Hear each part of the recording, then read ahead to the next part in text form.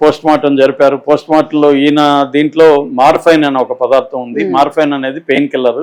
ఈయనకి మామూలుగా kidney problem కొంత ఉంది, అంటే అది ప్రాణాంతకం కాదు కానీ కొంత ప్రాబ్లం ఉంది. భార్యకేమో థైరాయిడ్ ప్రాబ్లం ఉన్నాయి. వీళ్ళిద్దరికి హెల్త్ ఇష్యూస్ అయితే ఇవి ఉన్నాయి.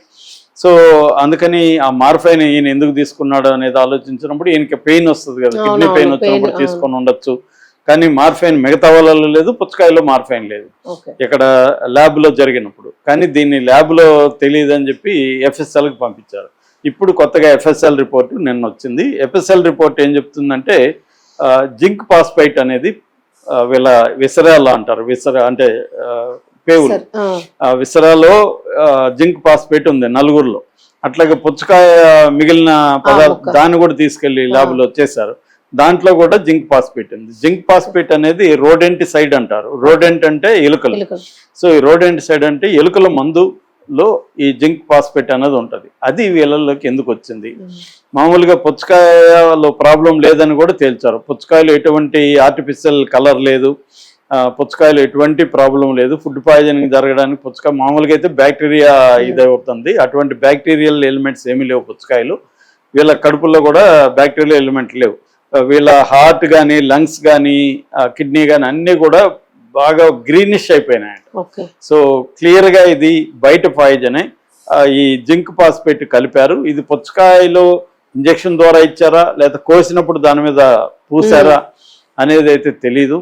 సో ఏదేమైనా జింక్ ఫాస్ఫేట్ అంటే పుచ్చకాయలు ఎలుకల మందు ఎవరో కలిపారు, ఎవరు కలిపి ఉంటారు అనేది ఇప్పుడు ఇన్వెస్టిగేషన్. ఒకటి ఇది ర్యాట్ వీళ్ళ ఇంట్లో వెతికితే అంటే వీళ్ళేమన్నా కలిపారేమో లేదా యాక్సిడెంట్లు కలిసిందేమో. ఇంట్లో ఎక్కడ ఎలుకల మందు లేదు కాబట్టి ఇంట్లో వాళ్ళు కలిపినట్టుగా ఆనవాళ్ళు లేదు. ఒకవేళ వీళ్ళు ఆత్మహత్య చేసుకొని ఉంటే అంటే సూసైడ్ ప్యాక్ట్ అంటారు, అందరూ కలిసి ఆత్మహత్య చేసుకుందాం అనుకుంటే ఏదైనా లెటర్ కానీ ఏమన్నా ఉండాలి. వీళ్ళ కూతురు ఆయుషకి డైరీ రాసే అలవాటు ఉంది. ఆ రోజు కూడా అమ్మాయి డైరీలో ఏం రాసుకుందంటే డిడ్ ఎక్సర్సైజ్ అట్ హోమ్ అని రాసుకుంది. ఇంట్లో ఎక్సర్సైజ్ చేశాను అని రాసుకుంది తప్ప ఇంకేమి రాయలేదు. సో ఏదన్నా ఉంటే అంత నీట్గా ఎక్సర్సైజ్ చేశానని రాసుకోదు కదా, ఇంకేదో ఒకటి అన్నా రాయాలి, అది రాయలేదు. పైగా చుట్టుపక్కల వాళ్ళంతా కూడా వాళ్ళ ఏ రకమైన ప్రాబ్లమ్స్ లేదని చెప్తున్నారు. కాబట్టి ఆత్మహత్య అనేది ఆల్మోస్ట్ రూల్డ్ అవుట్ గా ఇప్పుడు చెప్తున్నారు. ఇప్పుడు నెక్స్ట్ హత్య అంటే పుచ్చకాయ అమ్మినోడు వీళ్ళకేమన్నా ఆల్రెడీ ఎలుకల మందు దాంట్లో ఇంజెక్ట్ చేసి ఇచ్చాడా? సో ఆ అమ్మిన అతన్ని కూడా వీళ్ళు వెళ్ళి విచారించారు. అమ్మిన అతనికి ఇతనికి ఏమన్నా ప్రాబ్లమ్స్ ఉన్నాయి? ఎందుకంటే ఇతను షాప్ ఉంది కాబట్టి అక్కడ రైవలరీస్ ఉండే అవకాశం ఉంది, బిజినెస్ రైవలరీస్. వీళ్ళ షాపుకి పోటీగా వీళ్ళది బాగా నడుస్తుంది, ఇంకేదో నడవదు, ఇలాంటివి ఏమైనా ఉన్నాయా అనే యాంగిల్లో చూస్తున్నారు. మూడవది ఇతనికి ఓల్డ్ ఎనిమీస్ ఎవరైనా ఉన్నారా అంటే 2019లో ఒక రియల్ ఎస్టేట్ ఫ్రాడ్ కేసులో ఇతను సాక్షి కోర్టులో. సో వాళ్ళేమన్నా ఇతని మీద పగబట్టి ఇతన్ని చంపడానికి పుచ్చకాయలో కలిపేస్తే అది ఫుడ్ పాయిజనింగ్ అనుకుంటారు, మన మీదకి రాదు అనుకునే ఒక యాంగిల్లో చేసి ఉండొచ్చు అన్న దీంట్లో కూడా పోలీసులు ఆ కేసును కూడా లోడి ఆ కేసులో ఎవరున్నారు, వాళ్ళు ఇప్పుడు ఏం చేస్తున్నారు, వాళ్ళకి ఇతనికి సంబంధాలు ఏంటి, ఇవన్నీ కూడా ఇప్పుడు రౌండ్ ద క్లాక్ పనిచేస్తున్నాయి, టీములు పెట్టి చేస్తున్నారు. కానీ ఇంకా అయితే కొలిక్కి రాలేదు.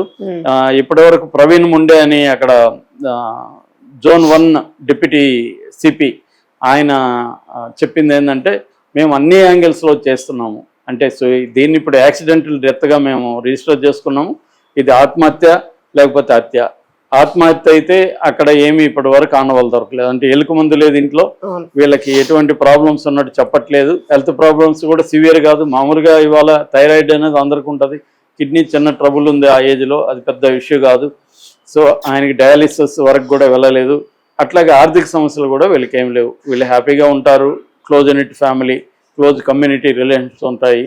కాబట్టి ఆత్మహత్య అనేది ఉండకపోవచ్చు, హత్య అయ్యే ఛాన్సులు ఎక్కువగా ఉన్నాయి. హత్య అయితే ఆ రోజు వెళ్ళిన 5 మందిని కూడా అనేక సార్లు ఇప్పటికి విచారించారు, విడివిడిగాను జాయింట్ గాను, వాళ్ళకే అందుబాటు ఉంది. తర్వాత సీసీటీవీలు చూస్తున్నారు, వాళ్ళు వచ్చి వెళ్ళిపోయినాక ఎవరన్నా వచ్చారా ఇంటికి, లేకపోతే ఈ 2-3 రోజుల్లో అంటే పుచ్చకాయ తెచ్చే ఒక 2 రోజులు అయింది, ఈ 2 రోజుల్లో ఎవరైనా ఇంటికి వెళ్ళారా, ఇవన్నీ లేకపోతే అపార్ట్మెంట్ నుంచి వెళ్ళారా, ఇవన్నీ సీసీటీవీ ఫుటేజ్ కూడా చూస్తున్నారు. అట్లాగే మిగతా వాళ్ళని కూడా విచారిస్తున్నారు. దీనికి ఇంకొంత టైం పట్టే అవకాశం ఉంది. ఏదేమైనా పుచ్చకాయ తప్పు లేదు, పుచ్చకాయలో ర్యాట్ పాయిజన్ కలవడం వల్లే వీళ్ళు చనిపోయారు అనేది ఇప్పటికీ నిర్ధారణ అయింది. అయితే ఈ ర్యాట్ పాయిజన్ ఎవరు కలిపారు అనేది ఇప్పుడు పోలీస్ ఇన్వెస్టిగేషన్ లో తేలాలి. అంటే వీళ్ళే కలుపుకొని చనిపోయారా, ఆత్మహత్యనా, లేకపోతే ఎవరన్నా వీళ్ళని చంపడానికి ప్లాన్ వేస్తారా అనేది తెలియాల్సి ఉంది. అంటే తెలిసిపోతుంది కదండి. పుచ్చకాయలో ఇంజక్షన్ ద్వారా ఉండాలి, కోసినా కన్నా కలపడు. పుచ్చకాయ పైన ఏమీ లేదు, అటువంటి అనుమానాలు లేవు. పుచ్చకాయ నీట్గానే ఉంది.